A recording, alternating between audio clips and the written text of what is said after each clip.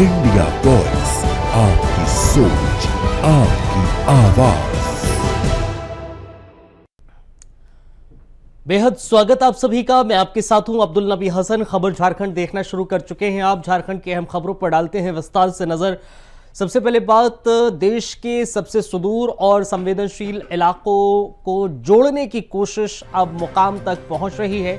दरअसल इस ऐतिहासिक क्षण के गवाह बन सकते हैं मिजोरम के लोग। सितंबर के दूसरे सप्ताह में प्रधानमंत्री नरेंद्र मोदी मिजोरम का दौरा कर सकते हैं और यहां नॉर्थ ईस्ट फ्रंटियर रेलवे के अंतर्गत सरेंग से बैरबी तक 51.38 किलोमीटर लंबी रेलवे लाइन का उद्घाटन करेंगे। यह सिर्फ एक रेल लाइन नहीं बल्कि एक नए युग की शुरुआत होगी।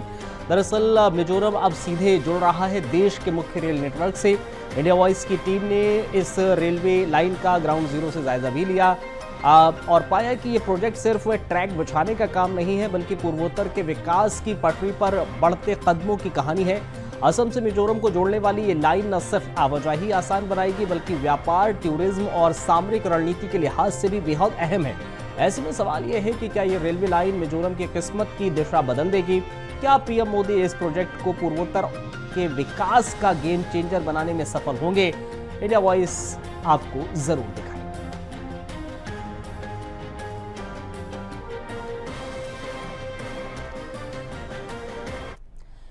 नेपाल से भारत आए इंडो नेपाल डॉक्टर फोरम के राष्ट्रीय अध्यक्ष डॉक्टर पी.के. ठाकुर ने बोकारो के तनुघाट में प्रेस कॉन्फ्रेंस के दौरान कहा है कि भारत और नेपाल का रिश्ता बेटी रोटी जैसा पारिवारिक है, जहां दोनों देश सुरक्षा और सहयोग के क्षेत्र में गहरे जुड़े हुए हैं। भारत नेपाल परिवार की तरह मजबूत संबंध है।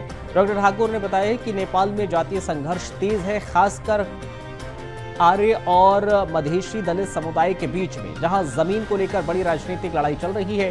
भूमि विधेयक पर विवाद, मधेशियों की जमीन पर खतरा। उन्होंने नेपाल के उप प्रधानमंत्री और स्वास्थ्य मंत्री रहे उपेंद्र यादव के संघर्ष की भी चर्चा की, जिनके विरोध ने नेपाल सरकार को हड़बड़ाहट में पुरानी घटनाओं को फिर से सामने लाने पर मजबूर कर दिया। राजनीति के नए और पुराने दांव देखने को मिले। डॉक्टर ठाकुर ने यह भी स्पष्ट किया है कि सीमा क्षेत्र के लोग दोनों देशों की सुरक्षा में सहयोग करते हैं, जिससे भारी लागत बचती है और सीमा विवाद कम होते हैं।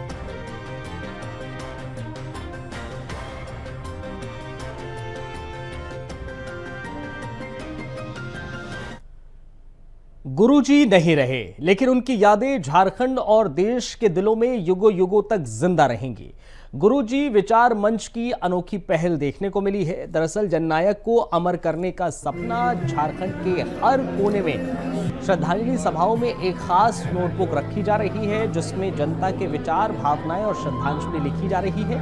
ये नोटबुक जल्द ही विदेश भेजी जाएगी, जहां गुरु जी की जीवन यात्रा की अनछुई तस्वीरों और कहानियों के साथ एक पुस्तक और मैगजीन के रूप में छपकर पूरे विश्व में उनकी महत्ता को उजागर करेगी। जननायक की गाथा अब ग्लोबल स्तर पर होगी। ये प्रयास झारखंड ही नहीं पूरे देश को गुरुजी के योगदान से अवगत कराकर उन्हें इतिहास अमिट हिस्सा बनाएगा। दरअसल सवाल यह है कि क्या इस पहल से जननायक की स्मृति को वो सम्मान मिलेगा जिसके वो हकदार रहे हैं? भारत रत्न गुरुजी को मिले, ये तो भारत सरकार को स्वतः घोषणा कर देना चाहिए कि इतने बड़े महापुरुषों का, जिन्होंने अब एक समाज के लिए नहीं, गरीब तबकों के लिए एक आवाज बन करके राज्य में नहीं देश में हुए।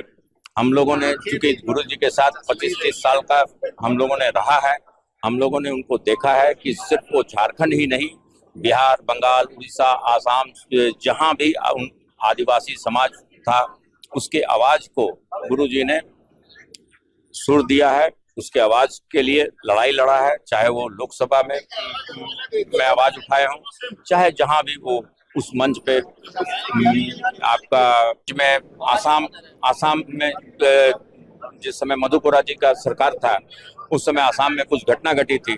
उस घटना को गुरुजी ने अपने आंखों से देखने के लिए आसाम गए। तो इस तरह गुरुजी पूरे भारतवर्ष में ये हैं, इसलिए उनको भारत रत्न देना चाहिए। भारत रत्न जमशेदपुर के माइकल जॉन सभागार में गुरुजी विचार मंच के बैनर तले दिवंगत देशोम गुरु शिबू सोरेन और पूर्व शिक्षा मंत्री स्वर्गीय रामदास सोरेन को भावपूर्ण श्रद्धांजलि अर्पित की गई।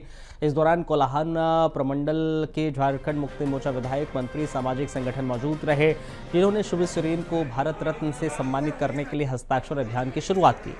दरअसल झारखंड मंत्री दीपक बिरुआ ने कहा है कि देशोम गुरु ने छोटे से गांव से उठकर झारखंड के लिए अलग राज्य की लड़ाई लड़ी। आज उनकी बदौलत ये राज्य अस्तित्व में है। अलग राज्य की दीवार गढ़ने वाले को भारत रत्न मिलना चाहिए। ये मांग अब सरकार के सामने है कि इस आदिवासी नेता को भारत रत्न से सम्मानित किया जाए ताकि उनकी मेहनत और योगदान को उचित सम्मान मिल सके। अगस्त महीने के 4 तारीख को देशोम गुरु शिबू सोरेन जी का और 15 तारीख को राज्य के पूर्व शिक्षा मंत्री रामदास सोरेन जी का निधन हुआ। इन दोनों दिवंगत आत्माओं को श्रद्धांजलि देने के लिए उनके दोनों के निधन के बाद शहर में पहली बार दोनों को श्रद्धांजलि देने के लिए श्रद्धांजलि सभा का आयोजन गुरुजी विचार मंच के द्वारा किया गया है। इनका जाना सिर्फ एक राजनीतिक क्षति नहीं है, बल्कि एक सामाजिक क्षति है। तो ये एक अपूर्णीय क्षति हुई है, एक ऐसी शून्यता आई है कोल्हान की राजनीति में, झारखंड की राजनीति में, जिसकी भरपाई आने वाले समय में कर पाना बहुत कठिन होगा। ऐसे समय में उनके विचारों को जीवित रखने के लिए और आने वाली पीढ़ियों को उनके विचारों के बारे में, उनके कार्यों के बारे में बताने के लिए एक गैर राजनीतिक सामाजिक मंच के द्वारा इसकी शुरुआत की गई है आज श्रद्धांजलि सभा के माध्यम से। और हम लोगों का उद्देश्य है कि आने वाले समय में पूरे प्रदेश में इस विचार मंच को ले जाया जाए, संगोष्ठियां की जाए, चर्चाएं की जाए, लोगों के साथ बातें की जाए, ताकि बाबा के जो विचार थे वो सीमित ना रहकर वो हर तरफ जाए, हर लोगों के पास पहुंचे, ज़्यादा से ज़्यादा लोगों के पास पहुंचे और आने वाली जो युवा पीढ़ी है वो उन विचारों को स्वीकार करके उनके सपनों का जो झारखंड था वो बनाने में अपनी भूमिका सुनिश्चित। हाँ, गुरुजी हम लोग के लिए तो आदर्श है, प्रेरणा है और इसलिए सभी लोग चाहते हैं कि गुरुजी को लोग श्रद्धांजलि करें, उनके बताए रास्ते पर चलें, उनका अनुसरण करें। इसलिए सार्वजनिक रूप से हमारे दल के लोगों का प्रयास था कि ये सभी लोग एक साथ मिलकर करें। ये प्रयास था कुणाल जी और पुराने सभी साथी लोग का एक प्रयास था, इसलिए हम लोग भी आए, हमको भी लोगों ने निमंत्रण किया एक बार आप भी आ जाएं, क्योंकि कार्यक्रम भी था, उसके बाद कारण से मुझे विलम्ब हुआ, लेकिन मैं आया।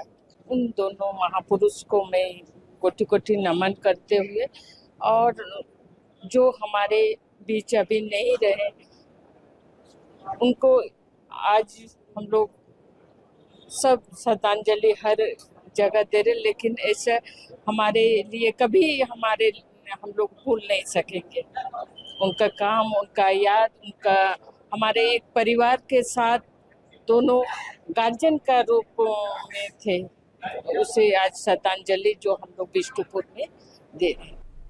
गोड्डा में गंभीर मामला उठाया गया है। दरअसल राष्ट्रीय अनुसूचित जनजाति आयोग की सदस्य डॉक्टर आशा लकड़ा ने सूर्य हंसदा पुलिस एनकाउंटर में आयोग ने एक विस्तृत रिपोर्ट मांगी है। दरअसल डीसी और एसपी के साथ हुई एक अहम बैठक में आयोग ने एफआईआर संख्या, चार्जशीट की जानकारी और एसआईटी जांच में शामिल अधिकारियों के नाम समेत मेडिकल रिपोर्ट की मांग की है। जांच की सख्ती और पीड़ित परिवार को न्याय की मांग की गई है। डॉक्टर लकड़ा ने साफ कहा है कि आयोग पूरी गंभीरता के साथ मामले की पड़ताल कर रहा है और सच सामने आने तक पीछे नहीं हटेगा। दरअसल आपको बताएं, प्रशासन की रिपोर्ट से रिपोर्ट से छिपे सच बाहर आएंगे और दोषियों को सजा मिलेगी। आपको बताते चलें कि इस पूरे मामले को लेकर अब लगातार आवाज और बुलंद होगी। देखा जाए तो सूर्य नारायण हंसदा जी के इनकाउंटर के मामले में जांच के लिए आए थे और हमने पूरा सुबह दिल्ली से 7 बजे चले और सीधे गोड्डा पहुँचे हैं और गोड्डा से 2 बजे हम निकले और बोआरीजोर थाना के धौनी पहाड़ जहाँ घटना हुआ उस जगह को हमने देखने गए और वहाँ देखने के बाद हम उनके घर भी गए। ललमटिया में सूर्य हंसदा का गांव है, आज उनका 10वां भी था और हम लोग देखे भी उनके घर परिवार में और जिन बच्चों को उन्होंने एजुकेशन देते थे उन सभी बच्चों को भी हमने देखा। 5 साल से लेकर के 15 साल तक के बच्चे वहाँ पढ़ते हैं। जो हमने देखा कि एक आदिवासी समाज का, अनुसूचित जनजाति समाज का व्यक्ति किस तरह से समाज के पिछड़े व्यक्ति को आगे बढ़ाने के लिए काम कर रहे थे। और ये लगभग 300 बच्चे जिनका भविष्य इस देश के कर्णधार के लिए बनते हो कहीं ना कहीं दिखाई दिए हमें। और वहाँ से मिलने के बाद उनके परिवार से जांच पड़ताल करने के बाद, पूछताछ करने के बाद में हम गोड्डा आए। और अभी 7 बजे से एसपी और डीसी के साथ हमारी बातचीत हुई है। उन्होंने जो रिपोर्ट हमें दिए हैं उस रिपोर्ट पर हमने जानकारी मांगी है और उस अलग अलग तरह से हमने जानकारी मांगे हैं कि टोटल उन्होंने बताए हैं 25 एफआईआर हुए हैं। 25 एफआईआर का कॉपी हमने मांगा है और एफआईआर में कितने एफआईआर का चार्जशीट दाखिल हो गए हैं इसके बारे में जानकारी हमने मांगा है। जो एसआईटी की टीम है बनी थी, उस एसआईटी का टीम में कौन कौन लोग गए थे वो हमने डिटेल मांगा है। मेडिकल रिपोर्ट जो बनेंगे उनका भी रिपोर्ट हमने मांगा है। और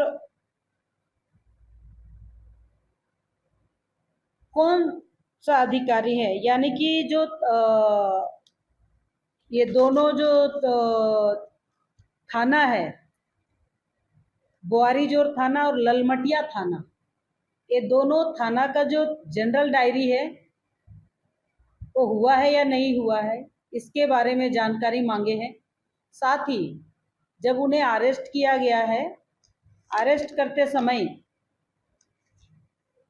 उनका मेडिकल, अरेस्ट के बाद में मेडिकल हुआ या नहीं, ये जानकारी भी हमने मांगे हैं।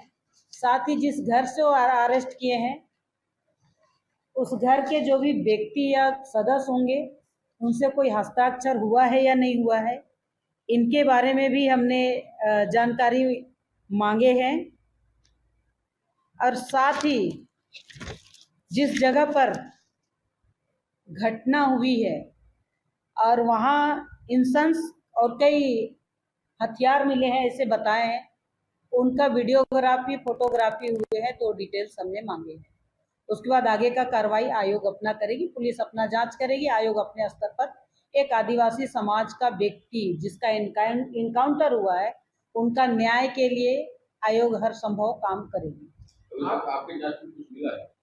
तो अभी हम इस बारे में नहीं बता पाएंगे क्योंकि हम जो भी विषय मांगे हैं, जो जानकारी मांगे हैं, तो इनके पास अभी उपलब्ध नहीं थे। हमें ये बाद में 7 दिनों के अंदर में भेजेंगे और भेजने के बाद जब मैं वहां पहुंची तो आपने वीडियो में कहा कि जो भी बोकारो के सेक्टर 4 थाने के इलाके में रंगदारी ना देने के चलते एक दुकानदार के साथ हुई बेरहमी की मारपीट ने इलाके में सियासी और सामाजिक तनाव को बढ़ा दिया है। रंगदारी नहीं दी तो दुकानदार को बुरी तरह से घायल कर दिया है। चाय के छोटे से स्टॉल पर परिवार का भरण पोषण करने वाले इस पीड़ित का सिर फट गया। उसे स्थानीय पुलिस की मदद से सदर अस्पताल में भर्ती कराया गया है।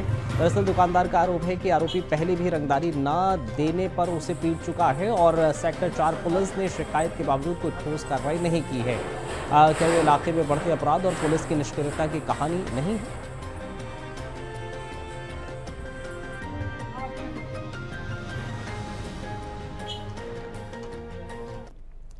झारखंड विधानसभा के मानसून सत्र के दूसरे दिन में सियासत का खेल गर्मागर्म जारी रहा है। सदन की कार्रवाई शुरू होते ही सत्ता और विपक्ष आमने सामने हो गए। विपक्ष ने रिम्स 2 विवाद को लेकर सरकार पर जमकर हमला बोला। कहा कि सरकार चंपाई सोरेन से घबरा गई है, इसलिए हाउस अरेस्ट जैसी कार्रवाई कर रही है। वहीं सत्ताधारी दल के मंत्री और स्वास्थ्य मंत्री इरफान अंसारी ने विपक्षी विधायकों पर पलटवार किया। रिम्स 2 पर किसानों का विरोध और बीजेपी की सोची समझी साजिश बताया। इरफान अंसारी ने केंद्र सरकार पर निशाना साधा और संसद में लाए बिल को जनता का अपमान बताया। उन्होंने चेतावनी दी कि हिम्मत है तो न्यायपालिका पर बिल लाकर दिखाओ, विधायिका पर ही बिल लाया जा रहा है। लेना देना नहीं है, लेकिन अभी है जो 13 में तो नहीं लिया ना, लोगों का विरोध हुआ है तो नहीं लिया गया।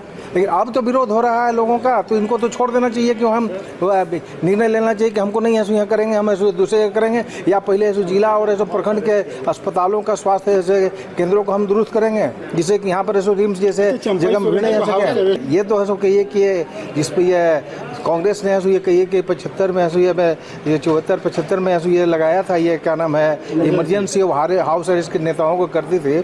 उसी प्रकार से ये कहिए कि कांग्रेस है जेएमएम की सरकार अपने हमारे नेता का और भारतीय जनता पार्टी के और जो विरोध करने वाले लोग हैं उसको हाउस अरेस्ट करके उसके बाद उनको मुजमान बंद करना चाहती है, जो कि ये आंदोलन शुरू हो चुका है, तो आंदोलन जारी रहेगा और निश्चित रूप से इसका खमियाजा भुगतना पड़ेगा। झारखंड में बीजेपी ने निर्लजता का हद पार कर दिया है। आदरणीय गुरुजी का चिता अभी ठंडा तक नहीं हुआ है और गुरुजी के नाम पे ये लोग राजनीति कर रहे हैं। गुरुजी का मुखौटा पहन के वहाँ पे इनके कार्यकर्ता पहुँच के लोगों को उकसाने का, भड़काने का काम कर रहे हैं। नगरी के जनता जो है वो काफ़ी सरल स्वभाव के लोग हैं। उन लोगों को जिस तरह से दिग्भ्रमित किया जा रहा है, उकसाया जा रहा है, ये केवल और केवल बीजेपी का साजिश है। वहाँ के लोगों को आदरणीय मुख्यमंत्री जी से वार्तालाप करना चाहिए। वो लोग हमारे पास आके भी मिले हैं, हमने भी उनको ये बात कहा है।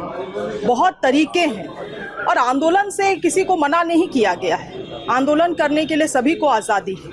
मगर आदरणीय गुरुजी का मुखौटा को, मतलब उन एक बेटा ने, राज्य के मुख्यमंत्री ने अपना पिता को खोया है, राज्य के लोगों ने अपने मार्गदर्शक को खोया है और आज उनका मुखौटा को पहन के ये लोग राजनीति कर रहे हैं। निर्लजता की सभी हदें पार कर रहे हैं बीजेपी के लोग। और आज उखाड़ने वाले लोग, उजाड़ने वाले लोग, बसाने वाले कब से बन गए?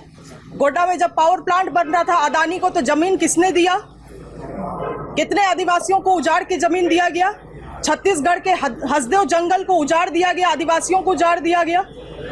अभी असम में हेमंता बिश्वा शर्मा ने बिघा जमीन, 100 एकड़ से भी ज्यादा आदिवासियों का जमीन दे दिया। कहाँ थे ये बीजेपी वाले? तो आपका आइडियोलॉजी अगर है, राष्ट्रीय पार्टी का आइडियोलॉजी है, तो सभी लोगों के लिए, देश के सभी आदिवासियों के लिए सामान्य होना चाहिए ना। ये पिक एंड चूज का तरीका क्या है? फिर से मैं कह रही हूँ, इन लोगों में कोई ईमान बचा ही नहीं है। ये लोग कुछ भी करेंगे और अभी तो भाजपा के नेताओं में होड़ लगा हुआ है कि कौन कितना ज्यादा नफरत फैला सकता है। केवल जनता को अपमानित करने के लिए, और अब तो राजनीति को, जो हम लोग पॉलिटिशियन को डिमोलाइज करने के लिए बिल लाया जा रहा है, इसका हम लोग विरोध करते हैं। और देश संसार हो गया, कभी काला कानून, कभी कृषि विधेयक, कभी वक्फ बिल, और अब विधायक, सांसद और मंत्री और प्रधानमंत्री की गिरफ्तारी का बिल। ये मजाक है। अब लगता नहीं, मन नहीं लग रहा राजनीति में। मैं तो मांग करूंगा देश के प्रधानमंत्री जी को और देश की भाजपा की सरकार को, अगर है हिम्मत तो न्यायपालिका और कार्यपालिका पर कोई बिल ला के दिखा दे। इसकी बुखार नहीं छुड़ा दे तो मैं बताऊं।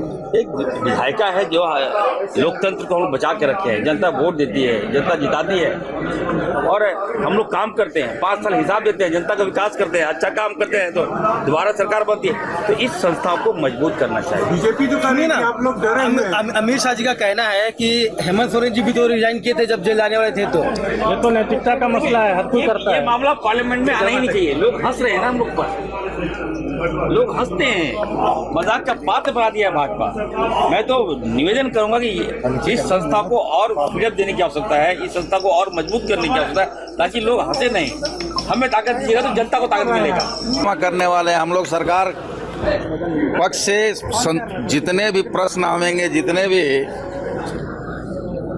उनका जवाब हम लोग देंगे। कौन बोला कि हम लोग हंगामा करने जा रहे हैं? हम लोग पक्ष को भी संतुष्ट कराएंगे और विपक्ष को भी संतुष्ट। बोकारो में रैयती अधिकार प्रदर्शन ने एक बार फिर सवाल खड़े कर दिए हैं कि क्या विस्थापितों को उनके हक सही समय पर मिल पाएंगे। सैकड़ों विस्थापितों ने डीसी कार्यालय के सामने जोरदार प्रदर्शन किया, अपनी लंबित मांगों को लेकर आवाज बुलंद की है।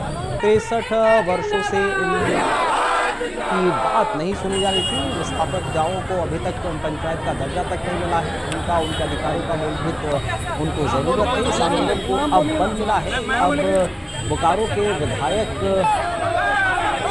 और झारखंड मुक्ति मोर्चा की नेता श्वेता सिंह और झारखंड मुक्ति मोर्चा के नेता भी प्रदर्शन करते हुए सामने आ रहे हैं। विस्थापितों के हक को लेकर श्वेता सिंह ने कहा है कि विस्थापितों ने अपनी जमीन सेल प्रबंधन के लिए दी थी, जहां 10 मीट्रिक टन उत्पाद बढ़ाने का वादा किया गया जो अब तक पूरा नहीं हुआ। वहीं झारखंड मुक्ति मोर्चा के पूर्व जिलाध्यक्ष हीरालाल मांझी ने प्रशासन पर सरकार को गुमराह करने का आरोप लगाते हुए आंदोलन तेज करने की बात की।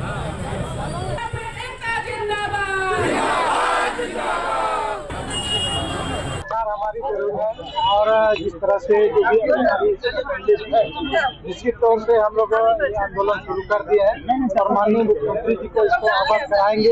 हो सकता है उनके संज्ञान में नहीं हो, कि जो राज्य मंत्री है उनके पास भी हम लोग जा करके सारे विषयों से अवगत कराएंगे। और सबसे बड़ी बात है, कोई भी अधिकार जो है जब तक उसका आंदोलन नहीं होगा तो कोई भी सरकार हो अपनी बातों को सुनने वाला नहीं है। इसलिए जो यहाँ अधिकारी बीएसएल के साथ बात करके इस तरह का काम किए है कि 52 में बीएसएल के ये जो रेटों का विस्थापितों का जमीन को 52 में दर्ज करने का काम किया है, इसका खिलाफ विरोध होगा और तब तक विरोध होगा जब तक इसका खारिज हम लोग नहीं करवा। लेकिन क्या मानते हैं ब्यूरोक्रेट? हाँ बिल्कुल, इसमें कहीं ना कहीं ये बोकारो स्टील प्लांट के जमीन को लेकर के इसमें ब्यूरोक्रेट्स की संलिप्तता है। खासकर बोकारो जिला जो प्रशासन है इसमें कहीं ना कहीं उनकी विभागत है और सरकार को गुमराह करके ये सब जो भी काम किया गया है हम लोग माननीय मुख्यमंत्री को विषय से अवगत कराएंगे। निश्चित तौर से पूरी विश्वास है कि सरकार ये बातों को सुनेगी और जो बीएसएल का जो 52 में दर्ज हुआ है उसको खारिज कराने का सरकार काम करेगी। जमशेदपुर में हो रही लगातार मूसलाधार बारिश ने मूर्तिकारों की मुश्किलें कई गुना बढ़ा दी हैं, क्योंकि गणेश चतुर्थी 27 अगस्त के करीब है, लेकिन बारिश के चलते मूर्तियों को अभी तक अंतिम रूप नहीं दिया जा सका है। बारिश ने मोम प्रतिमाओं की मेहनत पर पानी डाल दिया है। प्रतिमाएं ना सूख पाने की वजह से मूर्तिकार गैस जलाकर लकड़ी का सहारा लेकर उन्हें सुखाने को मजबूर। बचपन से ही बड़ा भाई केदार मंदिर था, बचपन से ही यही काम, साल बोलने से बचपन से ही तो इसी में जुड़ा हुआ है। मेरा 55-60 होगा। क्या परेशानी हो रही है? परेशानी हर साल रहता है, लेकिन इतना कभी नहीं जो इस साल जिस तरह बारिश हो रहा ऐसा परेशानी कभी नहीं। सुखाने का जो उपाय है जो आपको दिखाया गया, सिलेंडर से जो बार बोलते उसको, लकड़ी भी बहुत तरह से सुखाने पड़ता, पंखा से सब इस्तेमाल करके सुखा। काम में भी दिक्कत आता है इसमें। हम तो पापा का हेल्प करते हैं बस अभी। और बोकारो में हाल ही में हुई सनसनीखेज घटना ने शहर को हिलाकर रख दिया है, जहां 2 बाइक सवार बदमाशों ने टैक्स कंसल्टेंट अभिषेक सिंह पर खुलेआम फायरिंग कर दी और फिर मौके से फरार हो गए। बुलेट की आवाज़ ने दहशत मचा दी। दरअसल घटना की खबर मिलते ही सेक्टर 12 थाना पुलिस घटनास्थल पर पहुंची और सीसीटीवी फुटेज खंगाल कर कड़ी जांच शुरू कर दी।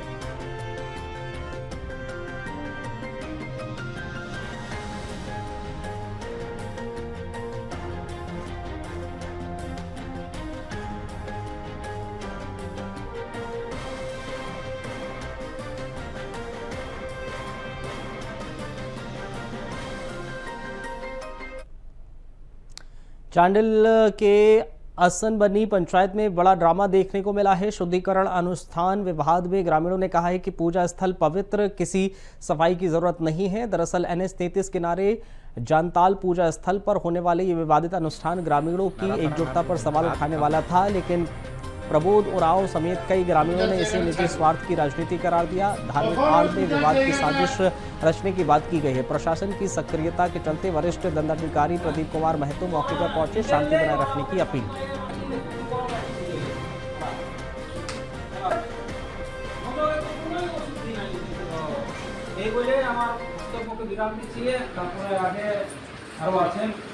हर जमीन में अड़ंगा लगाना और वहाँ से पैसा उगाही करना ये लोगों का काम है। इसमें भी वही कर रहे हैं। और हम लोगों को जंताल पूजा से मतलब है, हम लोगों को तो बगल वाला ज़मीन से कोई मतलब है नहीं।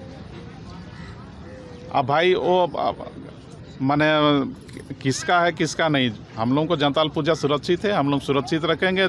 ज़मीन वाला हम लोगों को छोड़ा हुआ है और बाहर पीछे जाने के लिए रास्ता देने का भी बात हुआ है। प्रशासन को क्या कहेंगे इस विषय? प्रशासन को धन्यवाद देंगे, क्योंकि हम लोगों ने गांव वाले ने लिखित दिया, उस पर तुरंत कार्रवाई करते हुए उन्हें ये जो फेंक शुद्धिकरण का उन लोगों का जो कार्यक्रम था उसको स्थगित करवाया, बंद करवाया। लोगों के साथ जो भेदभाव उत्पन्न हो रहा था, माने अशांति फैल रही थी, उसको शांत कराया। इसके लिए प्रशासन का धन्यवाद। और मेरा नाम रश्मि माझी है। और जैसे हम लोग आज इकट्ठा हुए हैं जताल पूजा का विशेष कारण से, तो जताल पूजा में जो भी जताल पूजा का आड़ से हम लोग का गाँव वासियों को परेशान कर किया जा रहा है, तो हम चाहेंगे कि जो भी जताल पूजा में आड़ से कोई भी अलग अलग तरीक़ा से गलत मैसेज या गलत रिपोर्टर के द्वारा गलत बातों वो सब जब कल्चर कर रहे हैं और जिसे फेसबुक में छोड़ रहे हैं। चलिए इस बुलेटिन में फिलहाल इतना ही, इजाजत दीजिए, नमस्कार।